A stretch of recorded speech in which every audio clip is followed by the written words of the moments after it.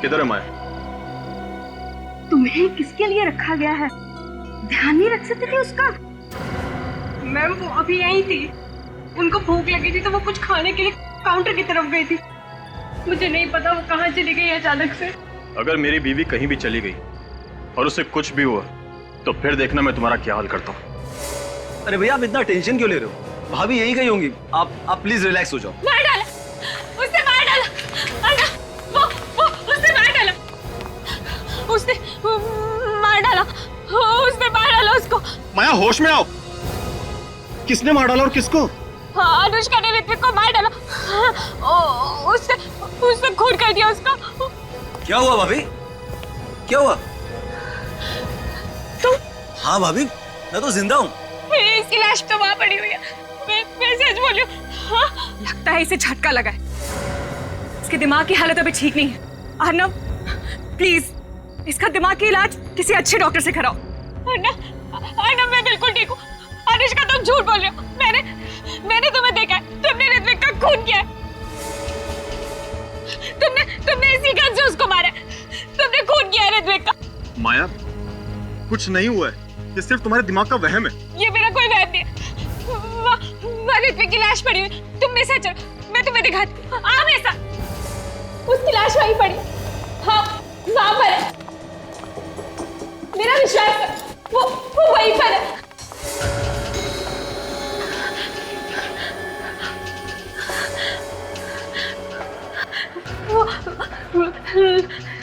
लाश तो यही थी।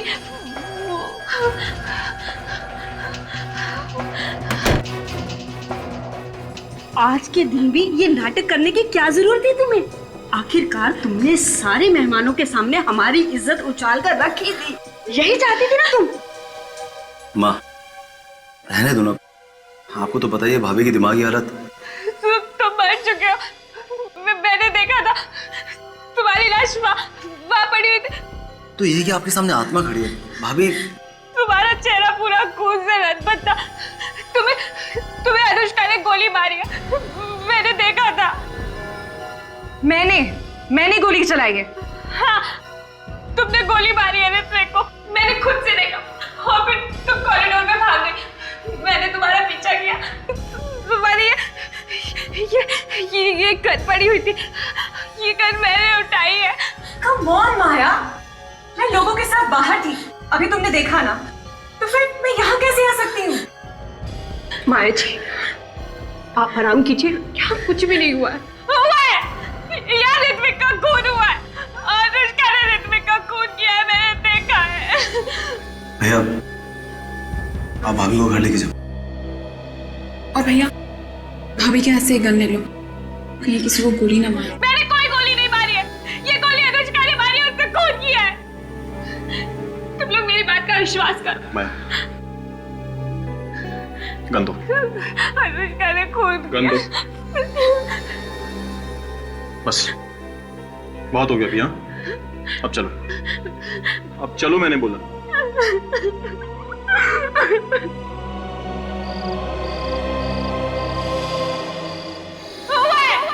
यार ऋत्विक का खून हुआ है। अनुष्का ने ऋत्विक का खून किया है, मैंने देखा है।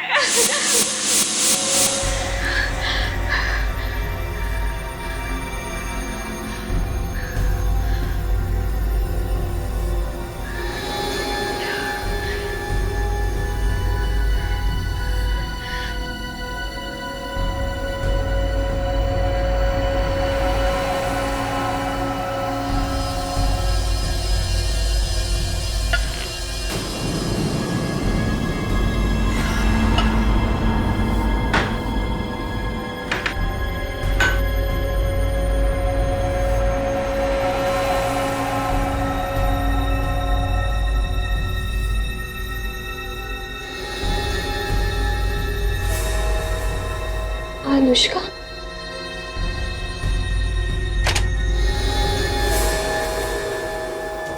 तूने मुझे खून करते हुए देखा था ना, अब तू भी नहीं बचेगी। तुझे भी मरना होगा। नहीं! क्या हुआ माई जी? मार डालेगी। मैं मरना नहीं चाहती। क्या हुआ? क्या हुआ माया? पता नहीं सर, ये सोते सोते अचानक से चौंक गई और कह रही है कि ये कोई मारना चाहता है। कौन मारना चाहता है माया? वो वहाँ पर खड़ी अनुष्का, वो मुझे मार डालेगी।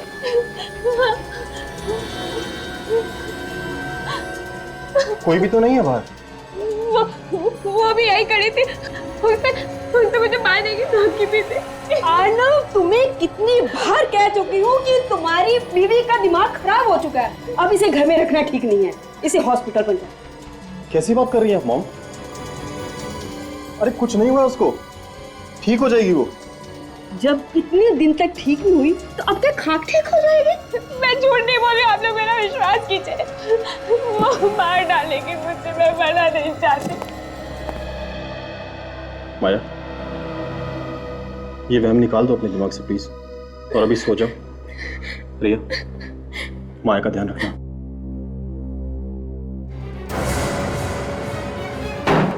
माया, माया, भाभी।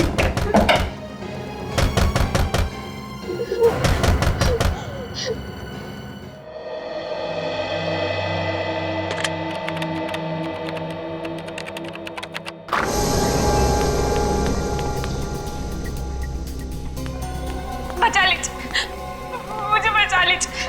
वो मुझे मार देगी, वो मुझे जान से मारना चाहती है, मुझे बचा लीजिए। देखो, घबराओ मत, घबराओ मत। अब तुम यहाँ पर आ गई हो ना, तुम्हें कोई कुछ नहीं करेगा। बैठो, बैठो। वो मुझे मार डालेगी, वो मार देगी मुझे। क्या नाम है तुम्हारा? कौन हो तुम? माया। माया। अच्छा माया, बताओ कौन मारना चाहता है तुम्हें? वो मेरे घर की खिड़की के बाहर खड़ी थी और उसके हाथ में गन भी थी। वो मुझे मार देगी। निखिल, जरा पानी लेकर आओ। मार देगी वो। उसके हाथ में गन थी और उसने तुम्हें मारा नहीं? मैं भाग के यहाँ पर आ गई। अच्छा माया, बताओ कौन है वो जिसने तुम पर गन तान के रखी थी? वो अनुष्का, एक खून कर चुकी है वो, और अब मुझे मारना चाहती है। अनुष्का? किसका किसका खून किया है अनुष्का ने? अपने बिजनेस पार्टनर ऋत्विक का खून कर चुकी। तुमने देखा खून होते हुए? तुम्हारे सामने हुआ खून? और उसके बाद उसने तुम्हें मारने की कोशिश की? सर, कुछ गड़बड़ है। माया, शांत हो जाओ और जरा डिटेल में बताओ, क्या क्या देखा तुमने?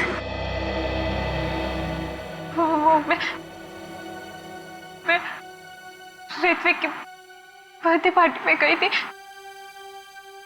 और एक रिसोर्ट में। मेरी तबीयत कुछ ठीक नहीं थी, मुझे नींद सी आ रही थी, इसलिए मैं कमरे में सो गई। जैसे ही गोली चलने की आवाज सुनी, मैं और डर गई। मेरा सर चकरा रहा था, कुछ भी साफ साफ नजर नहीं आ रहा था। मैं और डर गई क्योंकि गोली की आवाज के साथ साथ किसी आदमी की चिल्लाने की आवाज भी थी। जैसे ही मैंने आंखें खोली और देखने की कोशिश की, मैं और भी डर गई। मेरी कुछ समझ ही नहीं आ रहा था कि मैं वहां पर क्या कर रही हूँ। जैसे ही मैं दरवाजे पर पहुंची, ऋत्विक की लाश पड़ी थी। तब तक मुझे सब कुछ साफ दिखाई देने लगा था, इसलिए मैं ऋत्विक को उसके कपड़ों से पहचान गई, क्योंकि उसके चेहरे पर खून ही खून लगा हुआ था। इसलिए मैं मदद के लिए चिल्लाते हुए बाहर निकली। ये तो अनुष्का। अनुष्का, रुको अनुष्का। गन?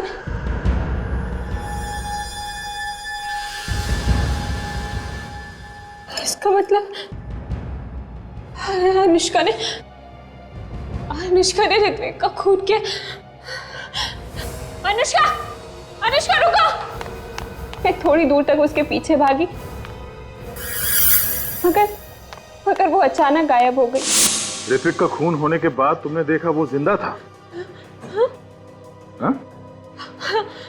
हाँ सर। एक आदमी दो दो जगह पर, एक ऋत्विक वो जिसे तुमने मरा हुआ देखा तुम्हारे ही कमरे में, और दूसरा ऋत्विक वो पार्टी में जिंदा। हाँ सर, मैंने ऋत्विक को मरते हुए देखा।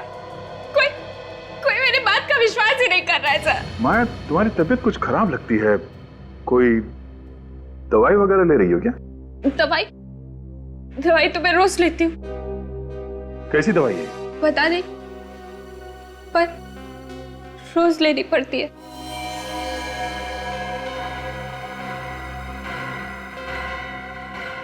माया, हम तुम्हारे घर वालों से मिलेंगे।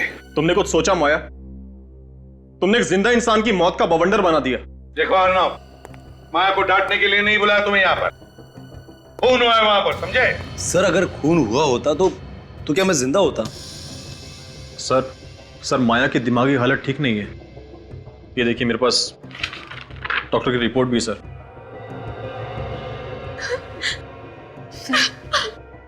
मैं माया जी को अंदर लेकर जाऊं? इन सब बातों से इनके दिमाग पर बुरा असर पड़ेगा। ठीक है, लेकर जाओ। काजल, ध्यान रखना इस पर। आइए।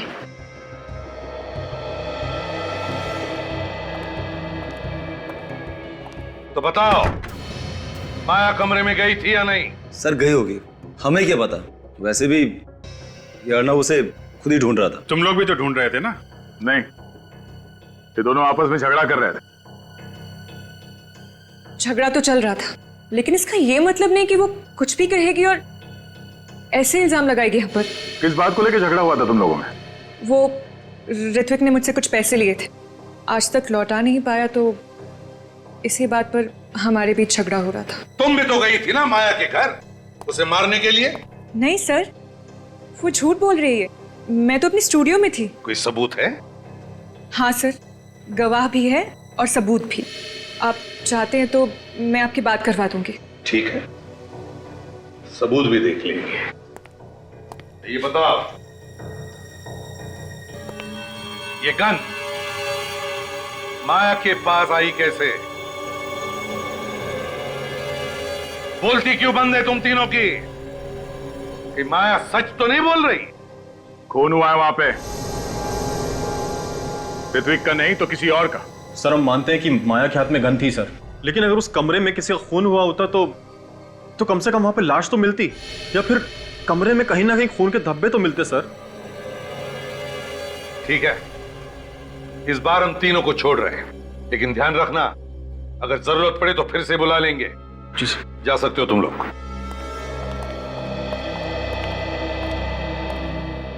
सर कुछ ना कुछ तो हुआ है उस कमरे में। हाँ अभिजीत, कुछ तो हुआ है।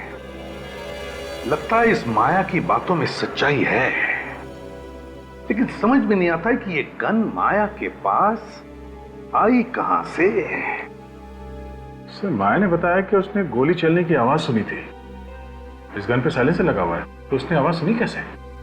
सर लगता है दो बार गोली चली है, एक बार साइलेंसर के साथ और दूसरी गोली चली है बिना साइलेंसर के। मान लिया सचिन, लेकिन पहली गोली किस गन से चली?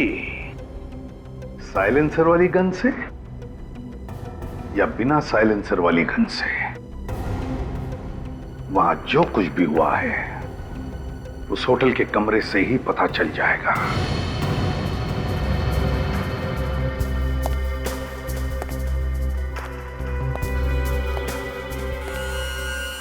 ये देखो, गोली यहां पे घुसी है।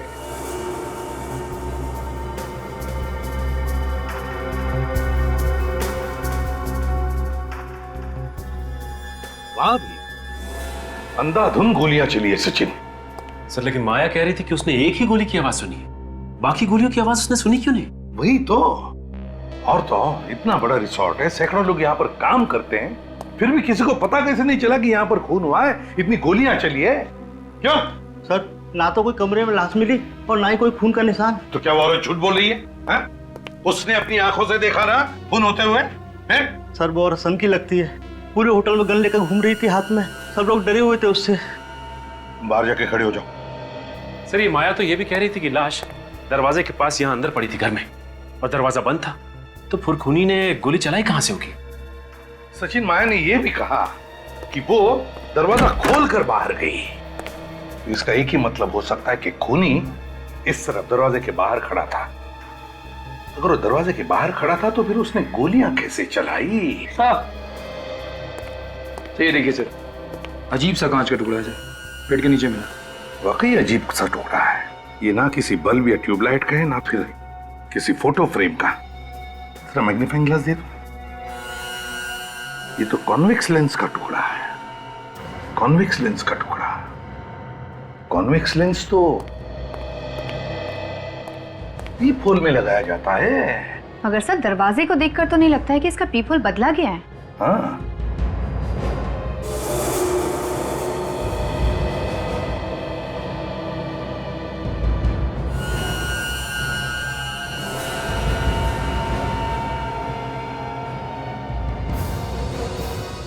राजल, ना सिर्फ पीप होल बदला गया है बल्कि ये दरवाजा भी बदला गया। दरवाजा बदल दिया क्या? हाँ, दरवाजा भी बदला है। इधर आओ। कमरे का दरवाजा किसने बदला? सर रिसोर्ट में रेनोवेशन काम चल रहा है, शायद किसी ने बदल दिया हो। काम चल रहा है, शायद किसी ने बदल दिया हो। तो फिर वो बड़ा पुराना दरवाजा। सचिन, काम करो, तुम और काजल जाओ और देखो कहीं पर ये दरवाजा मिलता है क्या।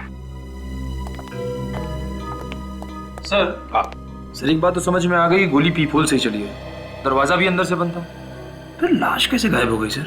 हाँ, गोलियां पीप होल से चली है और दरवाजा अंदर से बंद था, तो फिर लाश को यहां से गायब कैसे किया गया?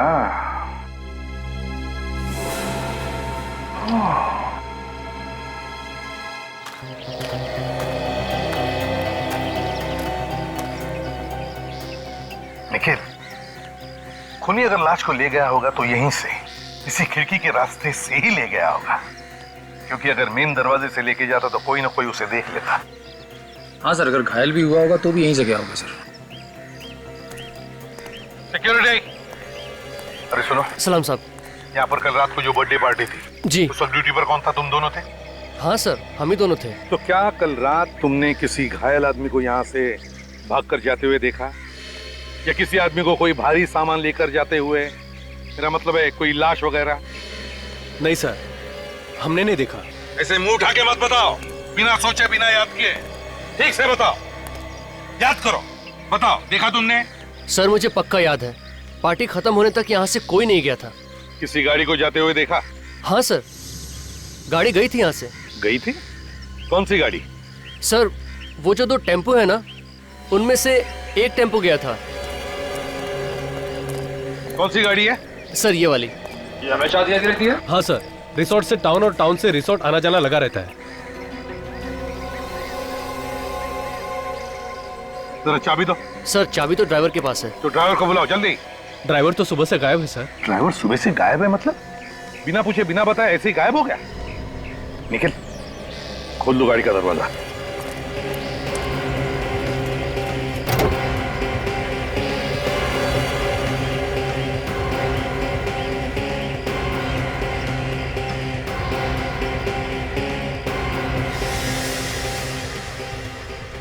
गाड़ी तो एकदम साफ कर दी है। सर ड्राइवर ने बिना पूछे गाड़ी धुलवा डाली थी, उसकी वजह से उसे मैनेजमेंट से बहुत डांट पड़ी थी। बिना पूछे उसने गाड़ी धुलवा दी? जी। अगर कोई खून या उंगलियों के निशान हो तो वो भी धुल गए होंगे।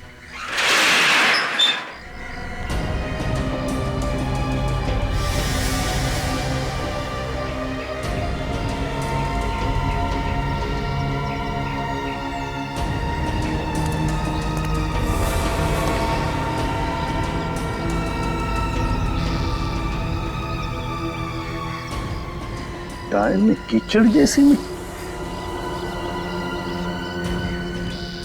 ये कहां से आ गई? इसका एक ही मतलब है, ये गाड़ी किसी ऐसी जगह पे गई थी जहां पर इस तरह की मिट्टी है। निखिल सर, ये मिट्टी उठाओ। सर। लाश इसी गाड़ी में ले जाई गई थी, कहां पर ये तो ये मिट्टी ही बताएगी। भाई साहब इधर सुनिए। जी। अच्छा ये बताइए कि ये इस होटल के जो पुराने फर्नीचर्स हैं वो सब कहाँ रखे जाते हैं? इस होटल के पुराने फर्नीचर यहाँ पे रखे जाते हैं।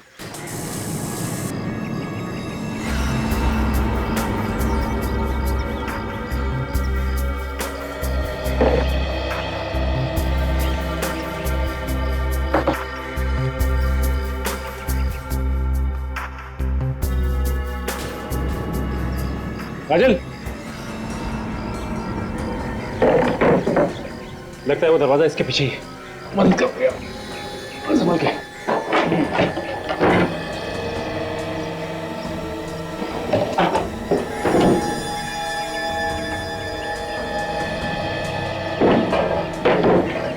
ये देखो।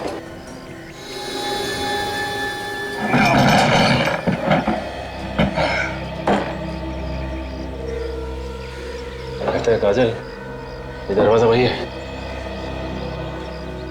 हाँ, इसका तो पीपल भी टूटा हुआ है।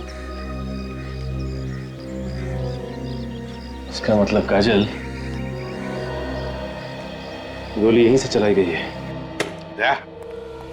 ये जो 3 गोलियां हमें रिसोर्ट के कमरे में से मिली थी वो उसी गन से चली है जो माया के पास थी। फॉरेंसिक का रिपोर्ट भी यही कहता है। मतलब सर ये तीनों गोलियां साइलेंसर वाली गन से चली है, इसीलिए माया को गोली चलने की आवाज नहीं आई। बस सर उस गोली का क्या हुआ जिसकी आवाज माया ने सुनी थी? या वाकई अगर खून हुआ है जिसे माया ने देखा है तो गोली अभी भी उसी लाश में ही होनी चाहिए। मगर सर लाश कहां पर है?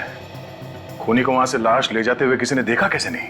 हाँ ये बात तो है, बड़ी प्लानिंग के साथ सब कुछ किया गया है दया, वरना इस अनुष्का और ऋत्विक की जैसा ही ड्रेस कोई क्यों पहनता?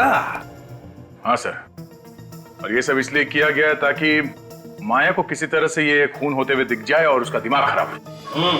मगर सर कोई माया को पागल क्यों बनाना चाहेगा? कोई ना कोई तो वजह जरूर है, कोई ना कोई तो वजह है।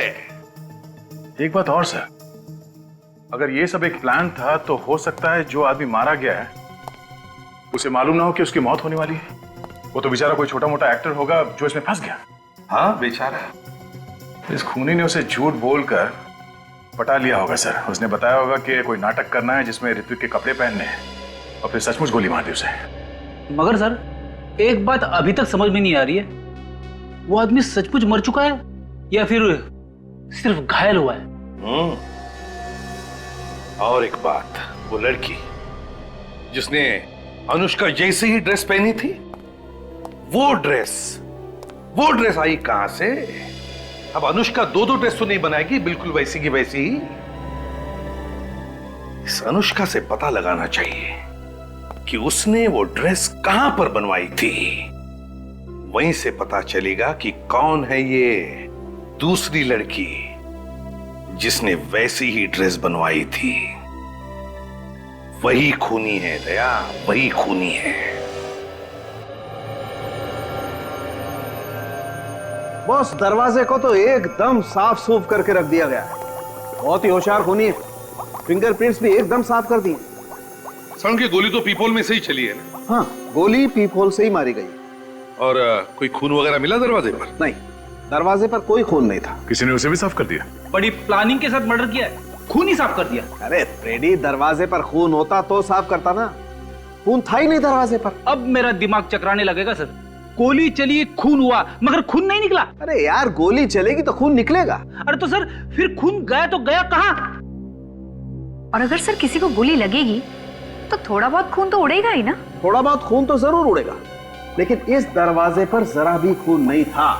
खून होता तो केमिकल डालते दिख जाता ना। तो फिर अभी ये कहना मुश्किल है कि वाकई में किसी का खून हुआ है या नहीं। बिल्कुल तय, वाकई मुश्किल। और हाँ बॉस ये जो 3 गोलियां मिले ना आपको रिजॉर्ट के कमरे में से, इन तीनों गोलियों पर भी जरा भी खून नहीं था।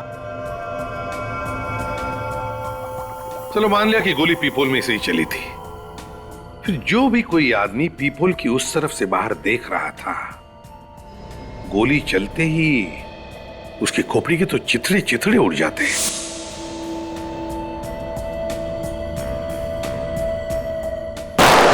सर ये भी तो हो सकता है कि खोपड़ी के छितड़े ना उड़े हो और गोली अभी भी उसकी खोपड़ी में हो जिसे गोली लगी? हो सकता है, बिल्कुल हो सकता है। सर, जो मिट्टी आप लोगों को टेम्पो के टायर में से मिली है वो समुद्र के किनारे की है।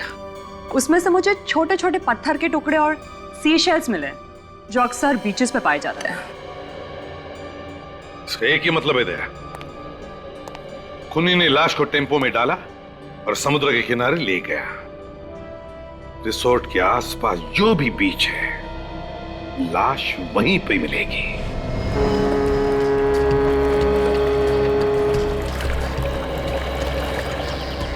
सचिन, इस रिसोर्ट के आसपास यही एक क्रीक है और वो गाड़ी यहीं पर आई थी, यहीं पर। ये देखो, ये है ना, ये देखो, यहीं पर ये सी शेल्स के बारीक बारीक टुकड़े और पत्थर टायर में घुसे थे उस गाड़ी के। मगर ये गाड़ी तो सर रिसोर्ट और टाउन के बीच में आती नहीं है। ये तो रूट ही बिल्कुल अलग है सर। लेकिन रूट ही बिल्कुल अलग है, फिर भी वो गाड़ी यहीं पर आई थी, यहीं पर आई थी, और वो भी लाश फेंकने के लिए। फिर तो पानी में लाश फेंक दी होगी सर, और अब तक तो मच्छी वगैरह खा भी गए होंगे।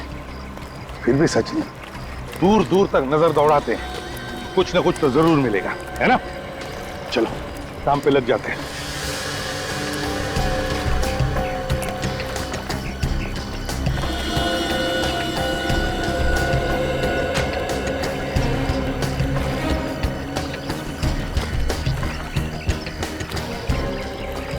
हाँ सचिन, कुछ नहीं सर।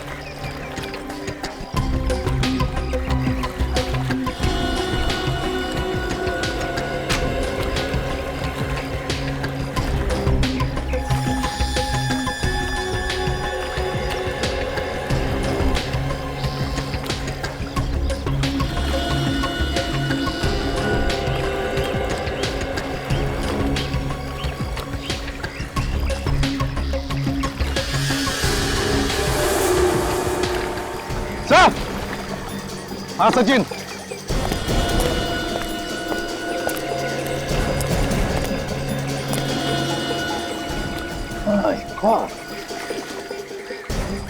लाश इसे पलटा था।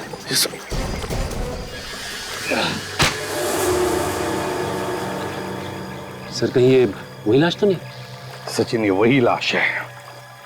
इसे रिसोर्ट में मार डाला और यहां ला करके जला दिया, और फिर गाड़ी को अच्छी तरह से धुलवाकर रिसोर्ट में जाकर के खड़ी कर दी।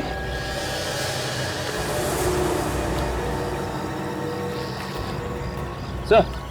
हाँ सचिन, ये देखिए सर। ये क्या है? ये तो कोई लोहे का टुकड़ा दिखता है, पिघला हुआ। लेकिन सर, क्या हो सकता है ये? सचिन, अगर यहां पर है तो ये जरूर कोई ना कोई सबूत तो है ही है, कोई ना कोई सबूत तो है। दया, चेहरा तो इसका बुरी तरह से जल गया था, लेकिन खोपड़ी सही सलामत रही। इसलिए मैंने इसकी खोपड़ी के चारों तरफ से ही एक्सरे लिए, और बाकी का काम ये हमारे बेचारे कंप्यूटर भाई साहब ने कर दिया। इन्होंने बता दिया कि ये आदमी दिखता कैसा था। ये देखो,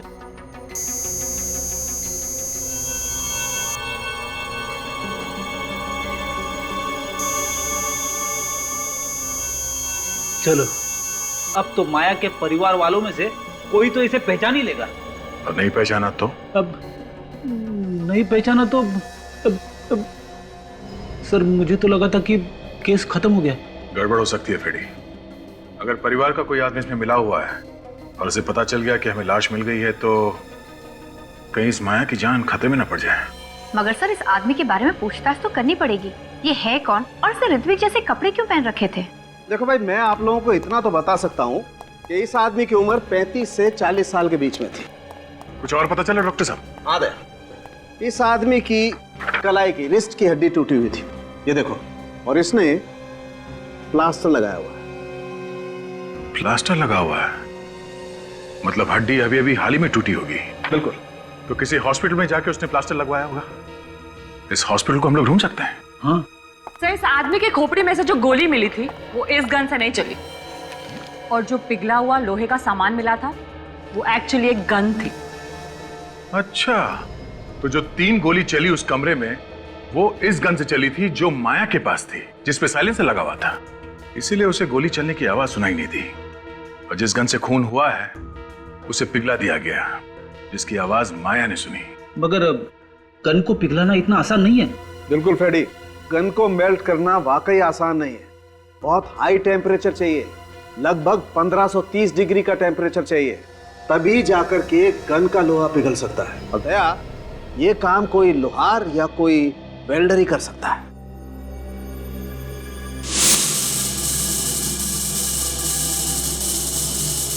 सर, एक वेल्डर रिसोर्ट में ग्रिल का काम कर रहा था, हो सकता है काम भी उसी ने किया।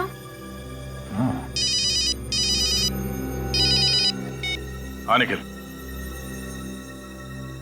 गुड। तुझे पक्का मालूम है? ठीक है। क्या हुआ सर? अनुष्का ने जो ड्रेस पहन रखी थी, ठीक वैसी ड्रेस किसी आदमी ने बनवाई है। पहले इस वेल्डर को पकड़ते हैं, उसका मुंह खुलवाना पड़ेगा।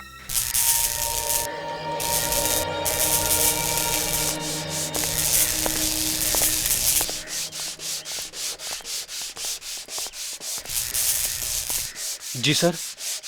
तुम जाओ। ठीक है।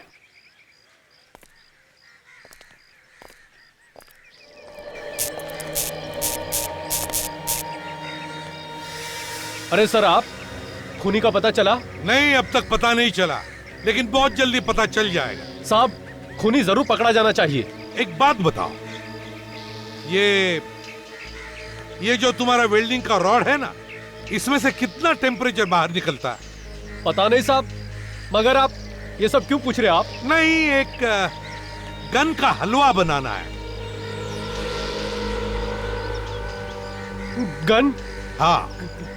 कैसी गन? मैं किसी गन के बारे में नहीं जानता। सचिन, जरा बता दो गन। हाँ, ये बताओ कि जिस रात खून हुआ उस रात तुमने किसी की गन मेल्ट की थी? हाँ, की थी। किसकी गन थी वो? मालूम नहीं साहब। सर, इससे पहले कि कोई आ जाए, इसको अपना कमाल दिखा दो। ठीक कह रही हो काजल तुम। ये क्या कर रहे हो साहब आप? अरे साहब, गोली चल जाएगी साहब, गोली चल जाएगी। सर, गोली में चलाना सर। ये क्या कर रहे हो साहब आप? ये मर जाएगा उस आदमी की तरह। साहब, गोली चल जाएगी साहब। मर गया, मर गया, मार डाला, मार डाला, मर गया।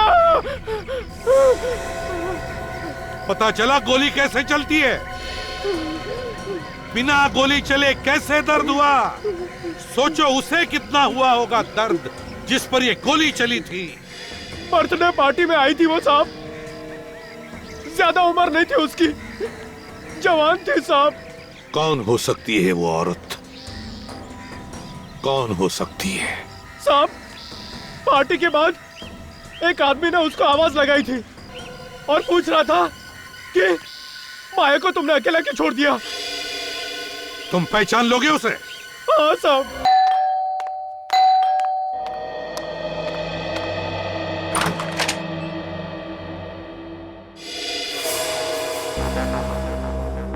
सर, आप लोग यहाँ मेरे घर में? क्यों? हमारा यहाँ आना मना है क्या? नहीं सर, ऐसी कोई बात नहीं है। आप लोग अचानक ऐसे आ गए। खैर, कुछ पता चला उस रात किसका खून हुआ था और किसने किया? घबराइए नहीं अनुष्का जी, हमें ये तो पता चली गया है कि आपके जैसी ड्रेस कौन लेके आया। कौन मेरे खिलाफ साजिश कर रहा है? आप बस उसका नाम बताइए। मैक्स, पता चल जाएगा। वो यहीं रहता है, इसी घर में। मेरे घर में? हाँ, और उसकी हिम्मत तो देखिए, यहीं इस घर में रहता है और वो माया को पागल बनाने की कोशिश कर रहा था और आपको पता ही नहीं चला। नहीं नहीं, ये कैसे हो सकता है सर? जानती हो इसे? ज्ञान? हाँ, ज्ञान। जी हाँ, ये मेरे पति हैं। ये तुम्हारे पति हैं? हाँ, क्यों? अनुष्का जी, उस रात होटल में इन्हीं का खून हुआ था।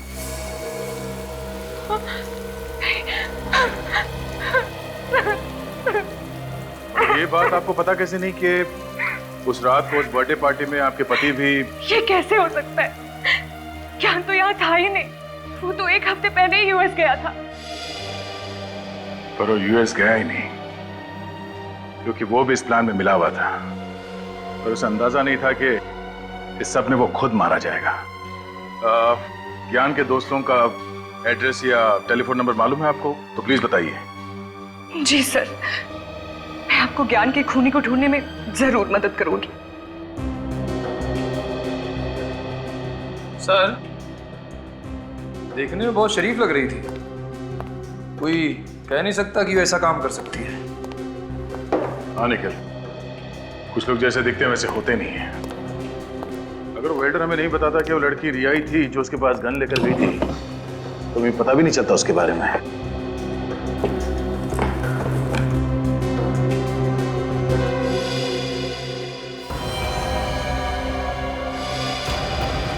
ये रिया किसी एक डॉक्टर के पास नहीं जाती थी, अलग अलग डॉक्टरों के पास जाके अलग अलग दवाइयां लिखवा कर लाती थी। बहुत सारे प्रिस्क्रिप्शन रखे हुए यहाँ पे। बहुत हेरफेर है इन दवाइयों का। फिर हो सकता है माया को पागल बनाने के लिए किया जा रहा हो। मगर रिया नर्स होकर ऐसा कर क्यों रही है?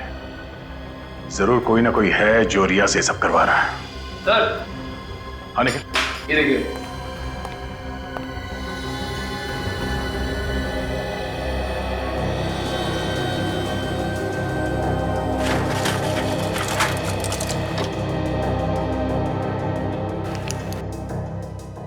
दवाइयों में नाम नहीं लिखा है। सर, इंजेक्शन भी बहुत सारे हैं सर। हो सकता है दवाइयाँ नकली हो। ये नर्स लोगों को बचाने का काम कम करती है, लोगों को मारने का काम ज्यादा। हाँ सचिन, इस रिया का मोबाइल के बारे में पता चला? उसकी लोकेशन क्या है? नहीं पता चला। अच्छा, मालूम हुआ कि वो ज्यादा किससे बात करती थी? हाँ, क्या नाम है उसका? ज्ञान। ठीक है, इस ज्ञान का एड्रेस निकालो। निखिल सर, ये सारी दवाइयां उठा लो। Okay sir.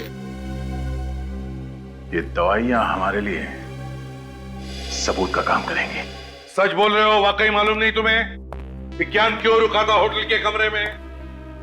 नहीं सर, नहीं मालूम। ज्ञान ने तो कहा था कि वो कहीं 7 दिनों के लिए बाहर जा रहा है अपनी पत्नी अनुष्का के साथ, कहीं इंडिया से बाहर। ये ज्ञान तुम्हारा दोस्त था ना? नहीं सर। सर, जिस ट्राई स्टार होटल में ज्ञान ठहरा हुआ था उसका मैनेजर आ रहा है सर। गुड। तो उसने अपने सारे प्लान दबा के रखे हुए थे, इसीलिए किसी को कुछ नहीं बताया। Manager, try star hotel? हाँ सर, मेरा नाम कंसाकिया है। मैं ही होटल ट्राइस्टर का मैनेजर हूँ। बस तो जल्दी से ज्ञान के बारे में क्या जानते हो बताओ। ये देखिए सर, ये उस टैक्सी का बिल है जिस टैक्सी में होटल का ड्राइवर ज्ञान को ले जाता था। सुरती नगर खान? तुमने ड्राइवर से पूछा नहीं कि ज्ञान वहां पे क्या करने जाता? पूछा था सर, पर उसे कुछ नहीं मालूम। उसे वो जगह तो मालूम होगी ना जहाँ पे वो ज्ञान को छोड़ता था? हाँ, ये उसे जरूर पता होगा। बस तो वहीं पे पता चलेगा कि ये सारा मामला है क्या। ये फैक्ट्री तो बंद पड़ी है, फिर ज्ञान यहाँ क्या कर रहा था? अरे आप लोग कौन हैं और यहाँ क्यों आए? हम लोग सीआईडी से कुछ पूछताछ करने आए। पर मैंने तो कोई गुनाह नहीं किया है। वैसे आप हैं कौन? हर्षवर्धन, इस फैक्ट्री का मालिक। हर्षवर्धन जी, जरा ये देखिए, आप इस आदमी को पहचानते हैं? ये तो ज्ञान है। इसे क्या हुआ? इसका खून हो गया। खून? किसने किया सर? वही पता करने की कोशिश कर रहे हैं हम लोग। वैसे आप ज्ञान को कैसे जानते हैं? सर, ये मेरी भतीजी माया का पति था। क्या? माया का पति? आप होश में है ना? माया का पति कोई और है, वो जिंदा है। देखिए साहब, आपको कुछ धोखा हुआ है। माया का पति यही है और आज ये मेरे पास आने वाला था जायदाद के पेपर्स लेने। किस जायदाद के पेपर्स? वही जो माया की है। ये सब जायदाद का चक्कर है। हर्षवर्धन जी, आप हमारे साथ ब्यूरो चलिए, वहीं दूध का दूध और पानी का पानी हो जाएगा। अर्नव, तुम माया के पति हो? तो फिर ज्ञान कौन है? ज्ञान? कौन ज्ञान? माया का पति। अरे माया का पति मैं हूं, मैं। और आप कैसे अंकल है? मैंने तो आज से पहले आपको कभी देखा ही नहीं। बंद करो तुम लोग ये नाटक। क्या है सब? ये सब जायदाद पाने का चक्कर है। धन के पीछे पड़े सब लोग। माया को जबरदस्ती पागल बनाया जा रहा है ताकि कोई उसका पति बनकर उसकी जायदाद लूट सके। खुद ही देख लो।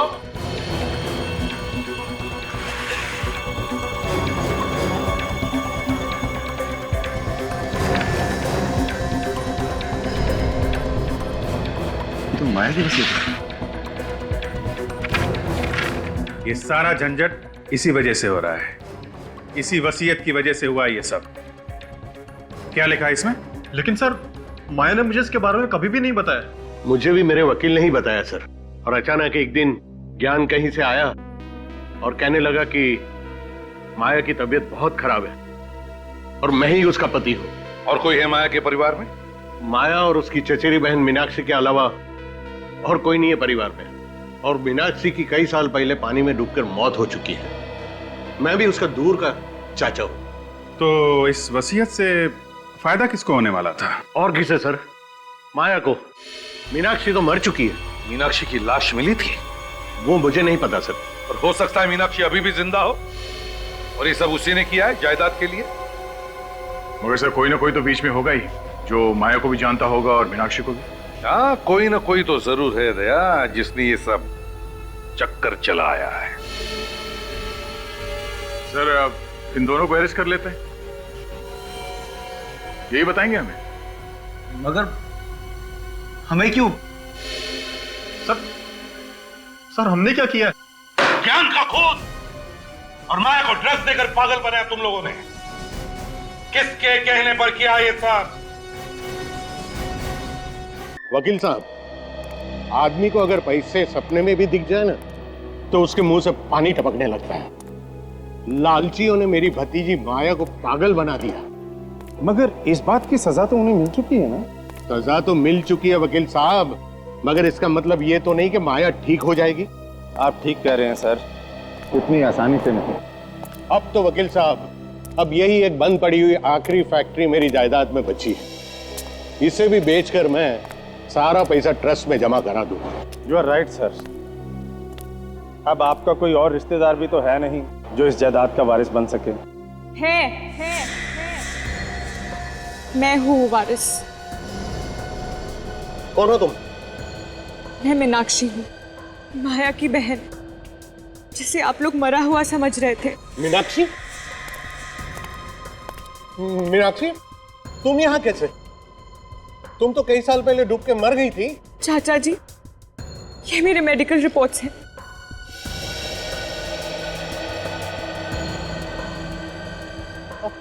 अब तक सामने क्यों नहीं आई? मेरी बात का लोग विश्वास नहीं करेंगे, मुझे इस बात का डर था। हाँ, तुम्हारा डर सही था भी। हम भी तो यही पूछने वाले हैं कि इतने दिनों से कहां छुपी थी तुम और क्यों? सीआईडी। हाँ, सीआईडी। तुम्हें लगा कि ऋतिक और अर्णव ये तो पकड़े जा चुके हैं, केस खत्म। अब तुम खुल के सबके सामने आ सकती हो। यहाँ आने का रास्ता भी हमने ही खोला है। अनुष्का जी, आई एम सॉरी, मीनाक्षी जी है, ताकि यहाँ खुद आकर तुम कहो कि सारी जायदाद की वारिस मैं ही हूं।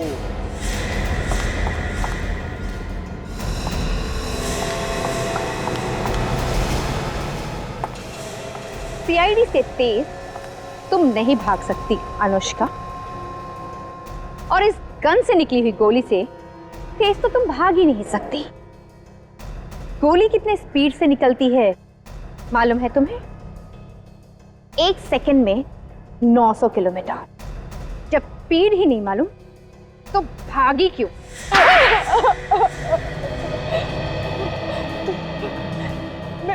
मैं किसी भी हालत में जायदाद खोना नहीं चाहती थी। जायदाद की याद से ही मेरा दिमाग खराब हो जाता था। तुम्हारा पति ज्ञान भी मिला हुआ था इसमें? नहीं सर, वो तो बस मेरा नाम का पति था तो मेरा गुलाम। सुना, अपने पति को गुलाम कह रही। एक जमाना था जब औरतें अपने पति को भगवान मानती थी सर, और ये तुमने अपने पति ज्ञान को ऋत्विक के कपड़े पहना दिए और फिर उस पर गोली चला दी। उस बेचारे को पता भी नहीं चला होगा कि मौत कब आ गई। आधी जायदाद तो तुम्हें वैसे ही मिल जाती, तो फिर उस बेचारी माया को पागल बनाने की क्या जरूरत थी? मुझे पूरी जायदाद चाहिए थी। आधी जायदाद भी तो करोड़ों रुपयों की है। बचपन में ही मेरे माँ बाप मर गए थे।